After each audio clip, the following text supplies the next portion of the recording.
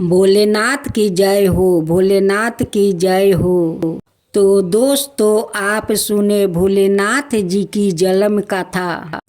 हम सब के प्रिय भगवान शिव का जन्म नहीं हुआ है, वो सवाए भू है, लेकिन पुराणों में उनकी उत्पत्ति का विवरण मिलता है। विष्णु पुराण के अनुसार ब्रह्मा भगवान विष्णु की नाभि कमल से पैदा हुए, जबकि शिव भगवान विष्णु के माथे के तेज से उत्पन्न हुए बताया गया है। विष्णु पुराण के अनुसार माथे के तेज से उत्पन्न होने के कारण ही शिव हमेशा योग मुद्रा में रहते हैं।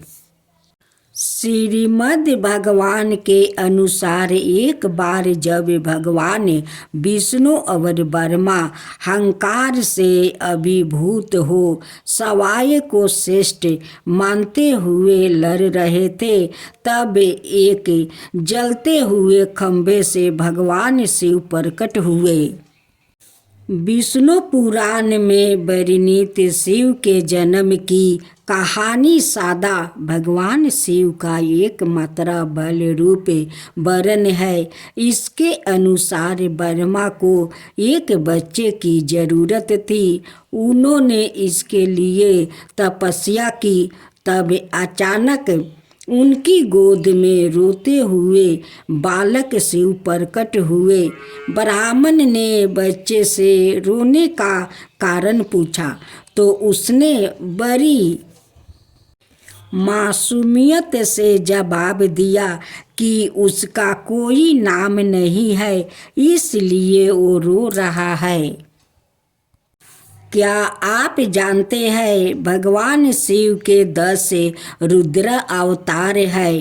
तब ब्रह्मा ने शिव का नाम रुद्र रखा, जिसका अर्थ होता है रोने वाला शिव।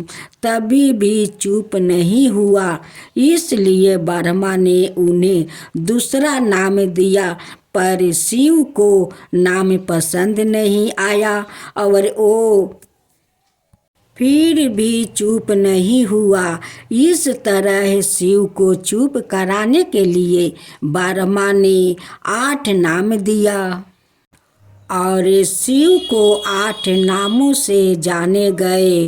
रुद्र, शरभ, भाव, उग्र, भीम, पशुपति, इंसान और महादेव से जाने गए।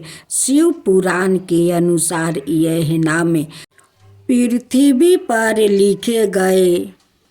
शिव के इस प्रकार ब्रह्मा पुत्र के रूप में जन्म लेने के पीछे भी विष्णु पुराण की एक पौराणिक कथा है।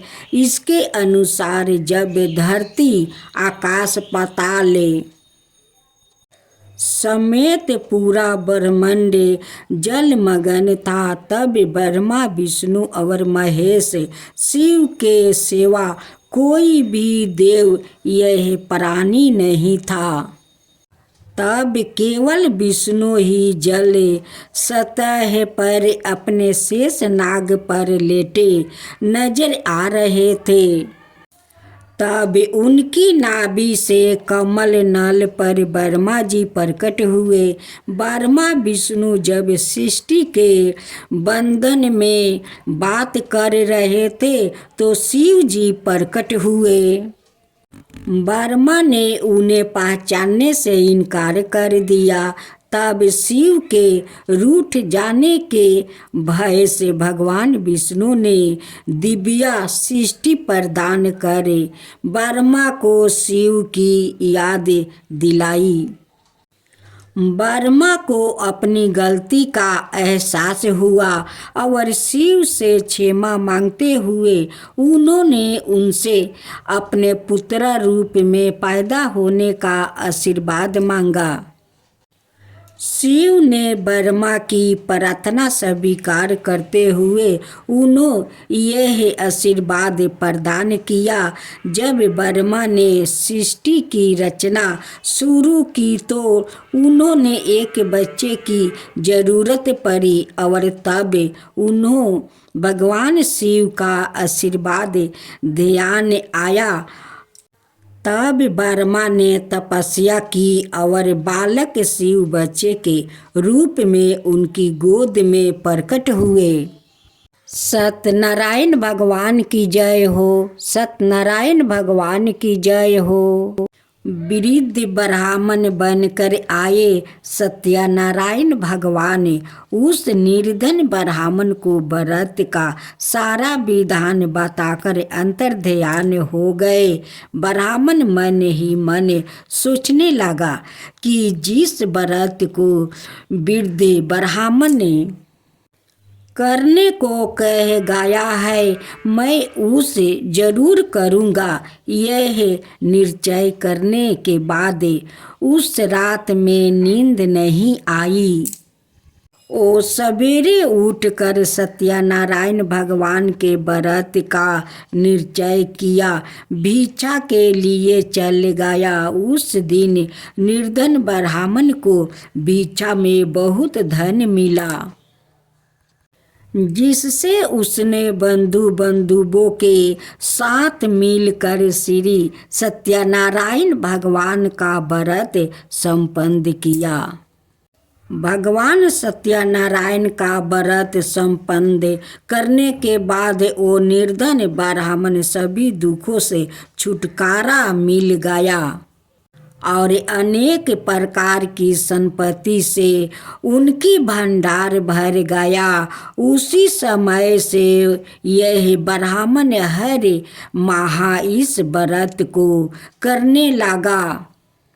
इस तरह से सत्यनारायण भगवान के व्रत को जो मनुष्य करेगा वो सभी प्रकार के पापों से छुटकारा मोक्ष को प्राप्त होगा। जो मनुष्य इस व्रत को करेगा वो भी सभी दुखों से मुक्त हो जाएगा। विष्णु भगवान की जय हो। विष्णु भगवान की जय हो। माँ लक्ष्मी की जय हो। माँ लक्ष्मी की जय हो। एक पौराणिक कथा के अनुसार एक बार नारद जी माँ लक्ष्मी से पूछते हैं कि सभी देवतागण राजा महाराजा उनकी पूजा अर्चना करते हैं, फिर भी आप भगवान विष्णु के चरणों को क्यों दबाती है? क्या भगवान विष्णु को अपने से श्रेष्ठ समझती है? मैं जानना चाहता हूँ कि आपके भगवान विष्णु के चरण दबाने के पीछे ऐसा कौन सा गहन राज छुपा है? माँ लक्ष्मी ने बताया कि यह सारी सृष्टि ग्रहों से संचालित है। हम देवी देवताओं भी इन ग्रहों के प्रभाव से मुक्त नहीं हो सकती। स्त्री के हाथ में देव गुरु बृहस्पति और पुरुष के चरणों में दानवों के गुरु शुक्राचार्य का वास होता है। स्त्री के हाथ में देव गुरु बृहस्पति और पुरुषों के चरणों में दानवों के गुरु शुक्राचार्य का वास होता है। गुरु शुक्र के मिलने से धन का योग बनता है। इसलिए जब भी स्त्री पुरुष के चरण दबाती है तो धन योग बनता है। एक पौराणिक कथा के अनुसार माँ लक्ष्मी जब भी भगवान विष्णु के साथ होती है तो उनकी वाहन लक्ष्मी वहाँ पहुँच जाती है। माँ लक्ष्मी को एक दिन बहुत गुस्सा आया। उन्होंने कहा कि जब मैं अपने पति के साथ होती हूँ तो तुम बार बार क्यों आ जाती है? लक्ष्मी ने कहा कि मेरा कोई पति नहीं है, कोई मेरी पूजा नहीं करता, इसलिए जहाँ तुम रहोगी वही मैं भी रहूँगी। यह बात सुनकर माँ लक्ष्मी को बहुत क्रोध आया और उन्होंने लक्ष्मी को श्राप दिया कि आज से मृत्यु को देवता तेरे पति होगा। जहाँ गंदगी, कलेश, आलस, पति पत्नी में झगड़ा होगा वहीं पर तेरा वास होगा। भगवान विष्णु पूरी सृष्टि के पालनहार है। भगवान विष्णु पूरी सृष्टि के पालनहार है, जिनका दायित्व है पूरी सृष्टि की रक्षा और पालन करना।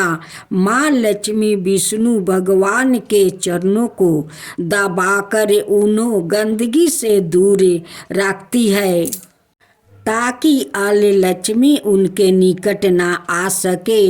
हिंदू धर्म में लक्ष्मी को दूर रखने के लिए और माँ लक्ष्मी को प्रसन्न करने के लिए घर में पूजा अर्चना, साफ सफाई आदि किया जाता है। गणेश भगवान की जय हो। गणेश भगवान की जय हो। भगवान श्री गणेश की पूजा हर पूजा से पहले की जाती है। महिलाओं खास कर अपने पति की लंबी आयु के लिए भगवान श्री गणेश की पूजा जरूर करती है। ऐसी मान्यता है कि भगवान श्री गणेश की पूजा करने से पति की लंबी आयु होने के साथ ससुराल हमेशा सुखी से भरा रहता है। वहाँ कोई भी दुख दरिद्रता कभी नहीं आता है। तो ऐसे जाने सुहाग की लंबी आयु देने वाली भगवान श्री गणेश की अद्भुत कहानी को सुने। एक समय की बात है, एक भाई बहन रहते। बहन का नियम था कि वो अपने भाई का चेहरा देख ही खाना खाती थी। हर रोज वो सुबह उठती है और जल्दी जल्दी सारा काम करके अपने भाई का मुंह देखने के लिए उसके घर जाती है। एक दिन रास्ते में एक पीपल के नीचे गणेश जी की मूर्ति रखी थी। उसने भगवान के सामने हाथ जोड़कर कहा कि मेरे जैसे अमर सुहाग और मेरे जैसे अमर पीहर सबको दीजिए। यह कहकर वहाँ आगे बढ़ जाती है। जंगल के झाड़ियों के कांटे उसके पैरों में चुभा करते जाते थे। एक दिन भाई के घर पहुंची और भाई का मुख देख कर बैठ गई तो भाभी ने पूछा, पैरों में क्या हो गया है? यह सुनकर उसने भाभी को जवाब दिया कि रास्ते में जंगल के झाड़ियों के गिरे हुए कांटा पाँव में चुभ गया। जब वो वापस अपने घर आ जाए तब भाभी ने अपने पति से कहा कि रास्ते को साफ करवा दो। आपकी बहन के पाँव में बहुत सारे कांटा चुभ गया है। भाई ने तब कुल्हाड़ी लेकर सारी झड़ियों को काट कर रास्ता साफ कर दिया, जिससे गणेश जी का स्थान भी वहाँ से हट गया। यह देखकर भगवान गुस्सा हो गए और उसके भाई के प्राण हर लिया। लोग अंतिम संस्कार के लिए जब भाई को ले जा रहे थे तब उसकी भाभी रोते हुए लोग से कह रही, थोड़ी देर रुक जाओ, उसकी बहन आने वाली है। वो अपने भाई का मुख देखे बिना नहीं रह सकती है, उसका यह नियम है। तब लोग ने कहा, आज तो देख लेगी, पर कल कैसे देखेगी। रोज दिन की तरह बहन अपने भाई का मुख देखने के लिए जंगल में निकली। तब जंगल में उसने देखा कि सारा रास्ता साफ किया हुआ है। जब वह आगे बढ़ी तो उसने देखा कि सिद्धि विनायक को भी वहाँ से हटा दिया गया है। तब उसने जाने से पहले गणेश जी को एक अच्छे स्थान पर रख कर उन्हें स्थान दिया और हाथ जोड़कर बोली, भगवान मेरे जैसा अमर सुहाग और मेरे जैसा अमर पीहर सबको देना। और बोल कर आगे निकल गई।